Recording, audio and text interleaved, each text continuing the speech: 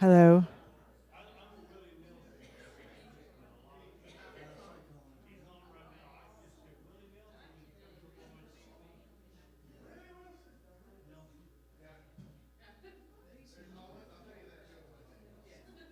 Grace and peace.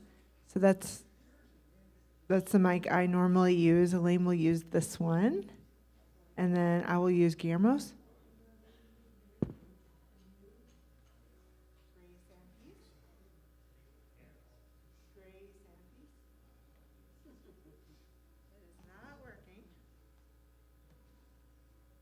Grace and peace.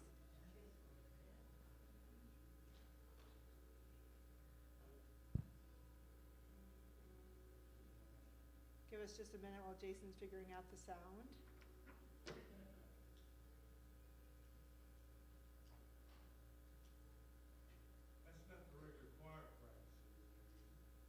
Grace and peace. No, no, John, it's not. Yeah. Grace and peace.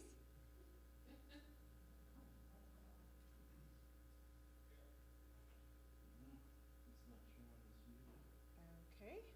Paige, do you know if there's a switch to turn it on? Postpone this. We could share a mic, too. Is there a... Does that have to be on? I just don't want the... This one's hot. Can you get it over there? Okay, how's this? Hmm? Okay, this one now. Can you unmute it? Nothing's muted. Mains are up. Okay.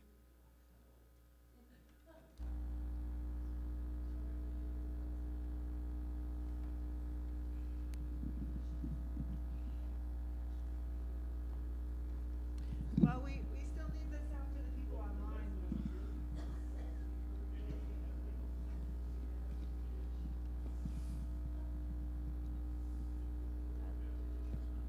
It's not going to go that far. Do we know where Isaac is? Okay.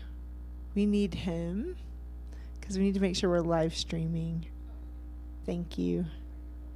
Yeah, that's why we need the sound as well, because the people online can't hear. Hang on, Elaine.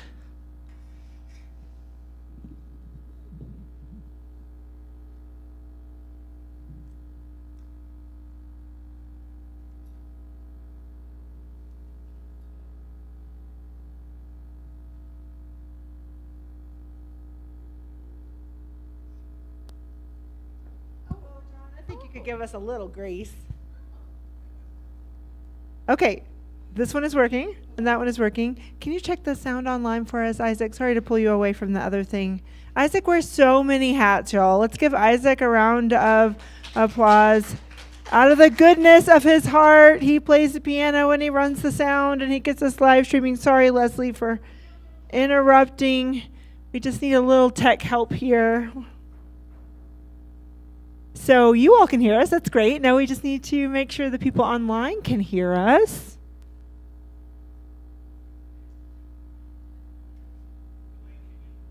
Can you speak? Hello? Hello? Hello? Hello? Good morning. Good morning? Good morning.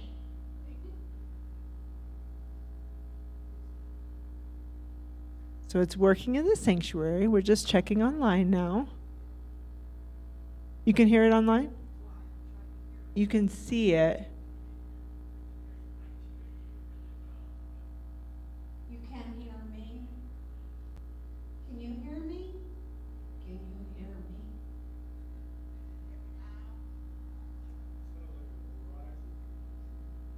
You know what, Isaac? We can just share this mic. We'll just share this one.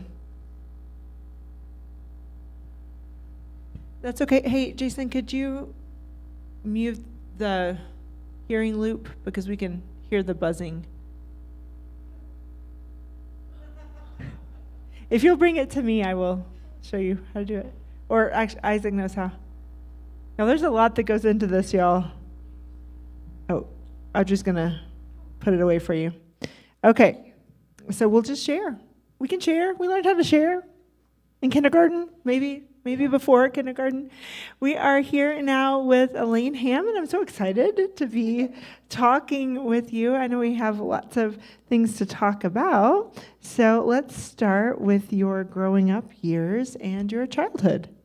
Before I start, I was going to tell you that I wrote a book called The Story of Marie Elaine Ham. And this was a gift from my daughter Amanda. And it's a subscription service where they send you a theme or something to write about every week. And then at the end of the year, you have all those stories that they compile and put in the book. And so I had to go back and look and see what happened to me. The story of my life, yes. And I couldn't think of enough to write every week, but I usually tried to catch up. I was born in Methodist Hospital in Dallas, Texas.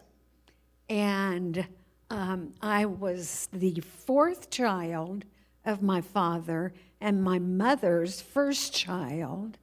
And there were 6 of us eventually. And our last name was Henneberger. And we came over 1846, the Henneberger family came over from Germany and migrated here to the United States. So I'm a child of immigrants also. What was the question? So it was tell us about your childhood, which you are doing. Is that subscription Storyworth? Is that what that was called? Was it Storyworth? Okay, I've been really interested in that. I think that's something that many of us could benefit from. So tell us how you got from, what was your last name? Henneberger. How did you get from Henneberger to Ham? Oh, I married David Ham in 1970. And I met him in Odessa. It was a blind date at a wedding for my friend, and it worked. It worked. We wound up getting married that Christmas, the day after Christmas. And then he went into the Border Patrol, and we moved out. His first assignment was to Columbus, New Mexico. So I had to move from Dallas to Columbus, New Mexico. And I was about 6 months pregnant at the time. And I thought that I had fallen off the end of the world. But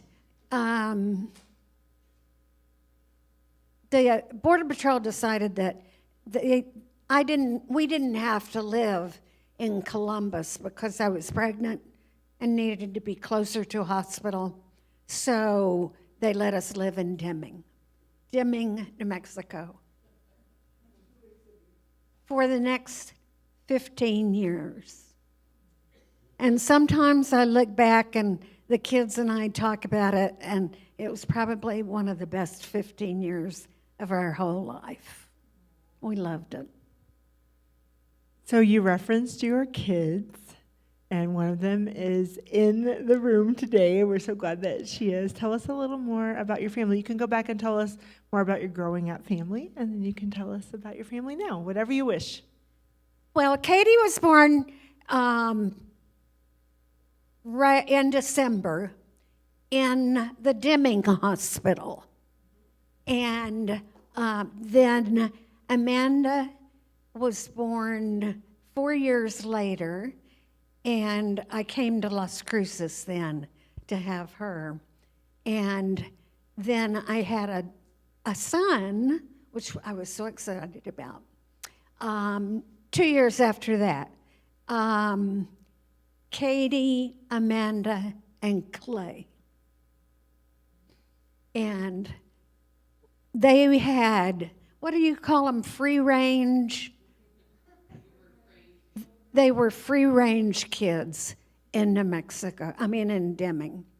You know, the beginning of the day, they just ran the neighborhood. It was wonderful. And tell us about those precious grandchildren of yours that we see running around here. Well, I read somewhere where a woman becomes a grandmother for the first time on the average at 46 years old. I was way older than that when I had my grandchildren. I almost had given up on it, but they were born March 22nd, 2017, and it was just about the happiest day of my life because she was pregnant with one boy and one girl. And when they'd have the reveal, she said that the first child was a boy. And I said, oh, that's good. And then she said, and the next one is a girl. And I started dancing all over the room. It was just wonderful. They are wonderful. If you haven't had a chance to meet Owen and Lainey, you really need to, because they will make you smile. So tell me a little bit about your faith background and also any formative faith experiences that you would like to share. Well, I think that, let me tell you, first of all, I was not raised Methodist. I was raised as a Christian Scientist, which was quite a bit different. And so after we had moved to Deming, I decided that I decided to take Katie to Sunday school when she was just like 3. And I knew the Methodist Church had a Sunday school and that I could drop her off at Sunday school and then go do something else.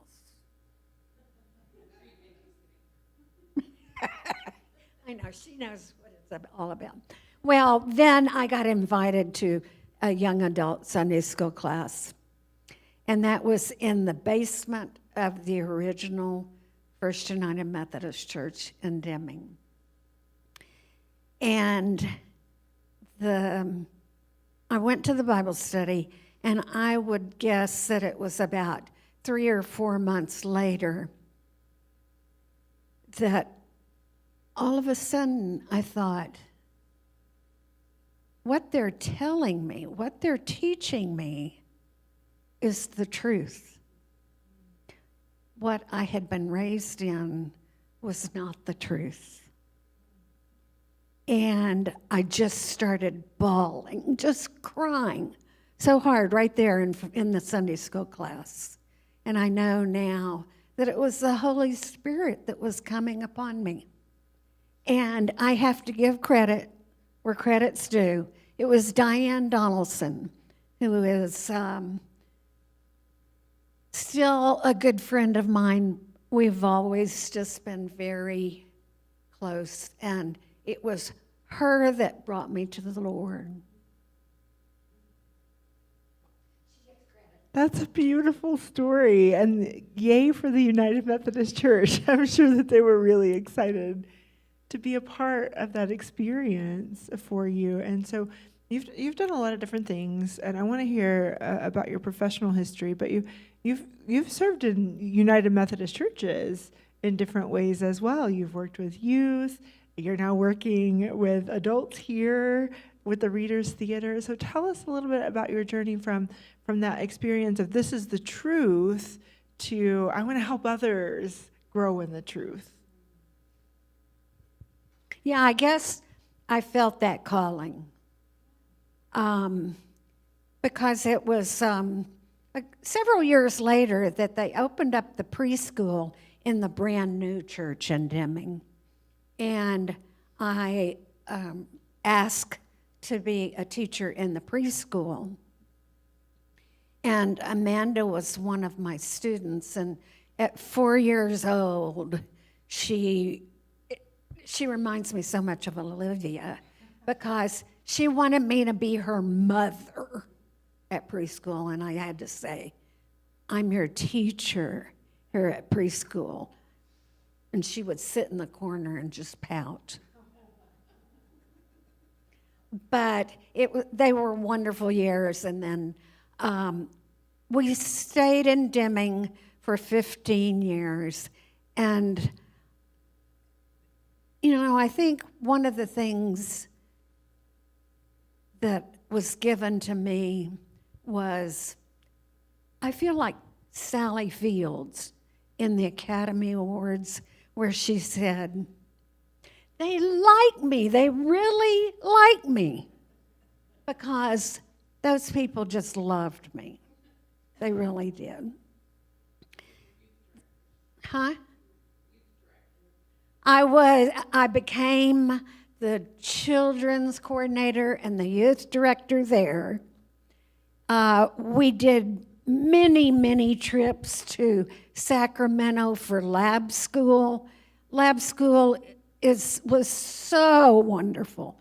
My kids were just raised in lab school and camps, and of course, everybody here probably knows that Sacramento is where God lives.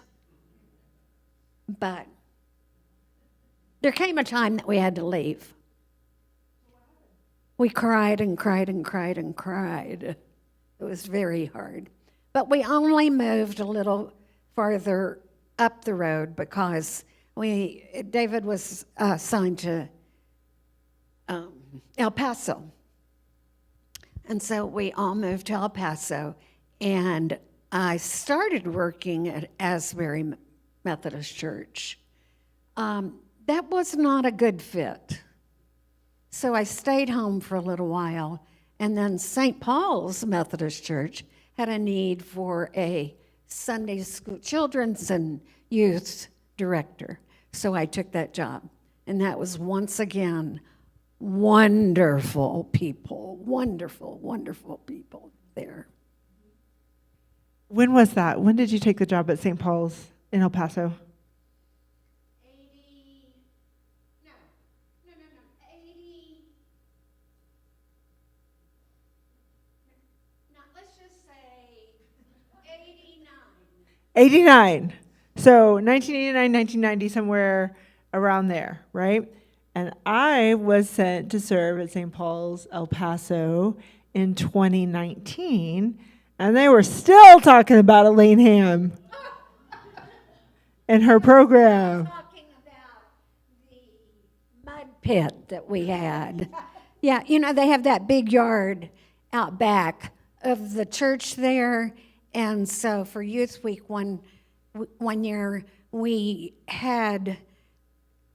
dug a big hole. I mean, it was like 4 feet deep and 6 or 7 feet around. And then we filled it with water, and it was all mud. And I think there was 30 kids that had mud fights in there. It was wonderful. And we also went back and forth to Sacramento all that time. We were part of CCYM. Amanda was a representative on CCYM. Well, something I say often in the church and at home is that it is my job. I'm called to help people grow in their faith. Definitely, it's a calling.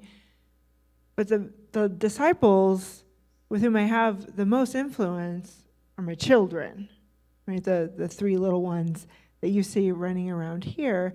And I'm hearing that in what you're saying as well with Amanda at the preschool and then Amanda at the youth, your other kids as well, I'm sure. But I know Amanda now is working with the youth with me here at Morning Star, and she relies on those experiences, and she talks about how formative that was for her. And so I think it's really important that we acknowledge, you touched a lot of lives, but you also raised a really great disciple who is raising two really great disciples right here. Yes, she raised three. Just one of them is mine. Yes, you raised three really great disciples, and I think we often miss that. We're so worried about being influential in grand ways, but if we slow down and really focus on the people who are with us every day, it makes a difference. And that's what I have learned. Before I say that, I do want to tell you that one of my students that I was closest to was Brian Simpson, who was a pastor here for a couple of years and then left to go back to Deming and he is now the principal at the school in Deming, right? So he and I had a very close relationship as student to older adult, and I was very proud of him. So there are some years there where you lived elsewhere, right? After El Paso. Do you want to talk about those? Yeah. Okay, talk about after El Paso. I got to look at my watch. Yes, I decided because I had attended TWU, Texas Women's University, for about 2 years, and I had a ball. I had so much fun going to fraternity parties and doing all of that. Just fun time. But, so I dropped out of school and got married because that was what it was expected of me, was to get married and have kids and stay at home.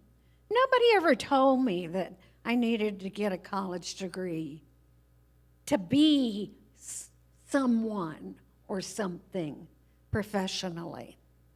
But I did decide that I had a real need to go back to college, so I moved back to Dallas, and I went to North Texas State University, where they had a degree in studies on aging. That's a long distance from the little kids.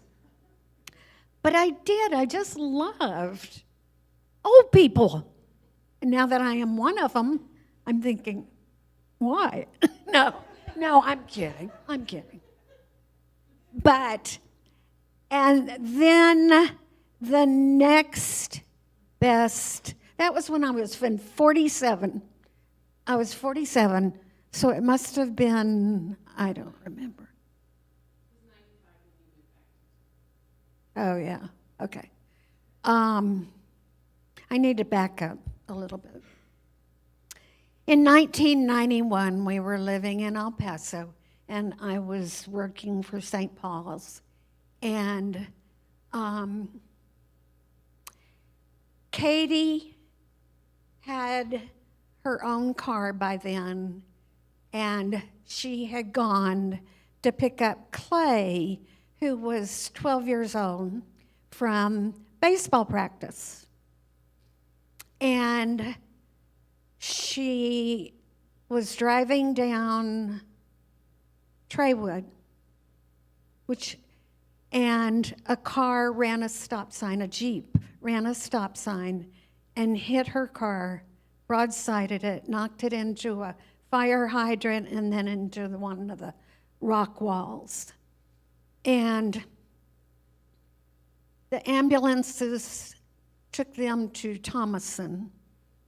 And I came home from a church meeting and found Amanda waiting for me. She was just, anyway, we went to Thomason and found out that both of the children had had head injuries. And I did not know what a head injury was then. But what I found out was, at that time, most people that had a head injury died. And the next morning at the hospital, the doctor told me that he thought that Katie and Clay would live.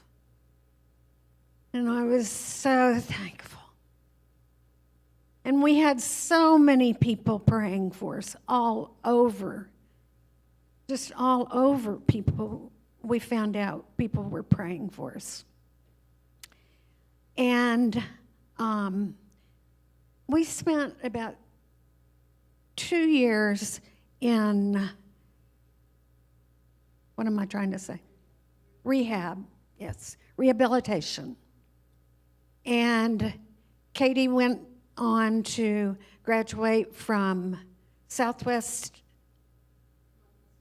North Texas University, and then she got her master's in Southwestern Medical Center program. And then Clay followed up, and he graduated from North Texas State. And I tell you that because they all got their degrees, but it didn't make a whole lot of difference because they were still handicapped. Couldn't get jobs, couldn't make a living, and it's been extremely difficult still now, 25 or 30 years afterwards. But they love us and we love them, and God was with us through that whole thing. Anyway, what? Oh, yes. So I had gotten my degree in studies on aging, and the next day I applied for a job with the city of Duncanville for a director of their senior center. And they hired me right then, went to work before I even crossed the stage and got my diploma. And that was 17 years of one of the best. I mean, I have had some wonderful times, but that was the best, was working at the senior center with all those people. They loved me and I loved them, and we just had more fun. So I hope I made an impact on them too. I think you did, and you took some of those experiences and you're using them even now, right? Because one of the things you did at the senior center was Reader's Theater, right? And so she came to me, that was over a year ago now that you came and said, I want to do this Reader's Theater thing. And I said, why not? Let's give it a try. And it's been so great to hear from your group and to learn from your group. So talk about starting a Reader's Theater here at Morningstar, and talk about what you have coming up next, because we don't have anything on the calendar yet. No, I do not have anything on the calendar yet. And I'm still looking right now. But yes, after we get through the heat wave, okay, we will start up again in the fall. Why did I want to do it here? I just didn't think that the older adults had enough to do, but I don't know. Yay? Well, good. See, are you going to join us, Audrey? Oh, she thought that was funny. So if you haven't seen the Reader's Theater yet, I really encourage you to mark your calendars when that date is shared. And you can also go back to some of the parables online and see some of the work that they have done. And I know that they have a good time because I can hear you during your practices on Monday morning, and they're just laughing. And it's just a great gift to be able to tell stories in the way that you do. So if somebody is interested, Elaine, how do they find you? Oh, we don't have a Olin Mills directory. Well, it's so hard, and I know that some of the older people are whizzes. They know how to use their phones, their smartphone. People ask me if I have a smartphone. I have a dumb phone, and I am a dumb person on the phone too, because I don't know very much. And that just frustrates Amanda so much. But, yeah, the office will give you my phone number and just give me a call. Let me know that you want to be involved. Okay? So our time is drawing to a close. I would like to be able to talk to you a little bit longer. Do you have any questions or comments from the group here? Anything you'd like to share? Any questions for Elaine?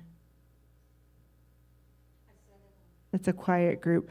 So I have a question then as we're wrapping up, because you have given so much of your life to the church, formally and informally, and you had this formative experience that changed your life in the church. And there's so much going on in the church right now and in the world. What is your hope for the church? Not just at Morning Star, but in general. What's your hope for the church?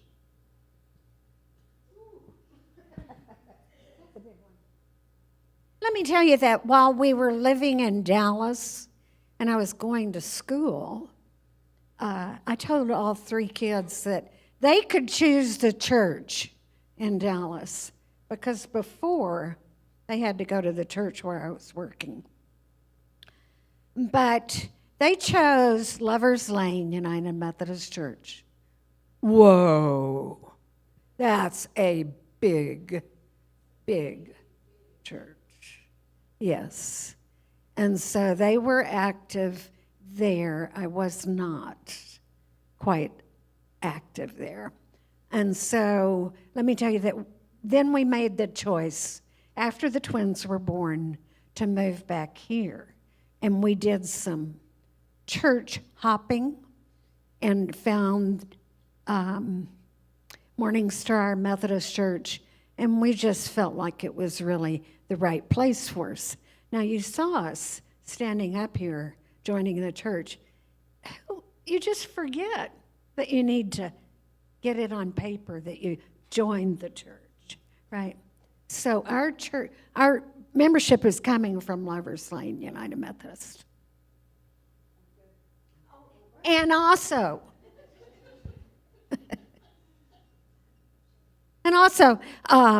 we have a Zoom meeting this afternoon for anyone who is interested in children's activities here. And if you're interested, talk to Amy or talk to Angie. And you've seen the flyer that shows all of the activities that are coming up this fall. We need lots of people, and we want to invite lots of children to come and attend. I see no new. You need to make sure he gets a flyer. Well, we are glad that you found Morning Star, you and your family, and we're glad that you officially joined today, although you've been a member for a long time in the way that you engage. So let's share a word of thanks in your ability to clap or say woohoo for Elaine. And thank you for telling your story. And I believe we have Mr. Jeff Lewis up next week. So come back for Parables with Jeff on the 13th. Thank you all. We'll start church in about 10 minutes.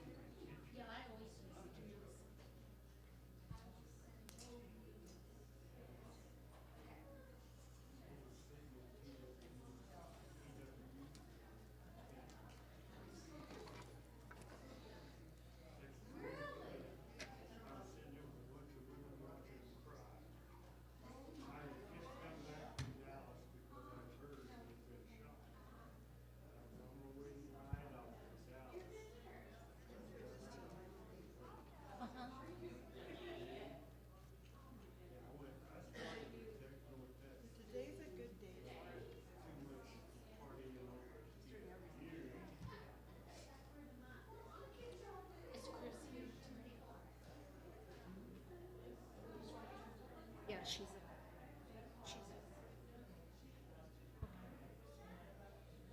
Hi. Okay, so